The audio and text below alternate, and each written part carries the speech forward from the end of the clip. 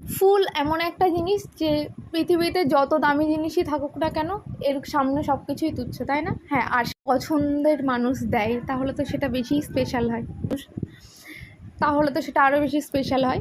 এটা ছিল আমার বার্থডের 2 মাস পরে। আমার বান্ধবী টাইম পায়নি, তাই জন্য ও এসেছিলো আমার সাথে দেখা করতে, আর আমাকে ডিউটি থেকে ডেকে নিয়ে গেছিলো একটু সারপ্রাইজ দেওয়ার জন্য। আমরা গেছিলাম আমাদের সবথেকে পুরনো জায়গা, যেখানে আমরা মাস্টার্স করার সময় বসতাম, সেই ক্যাফেতে।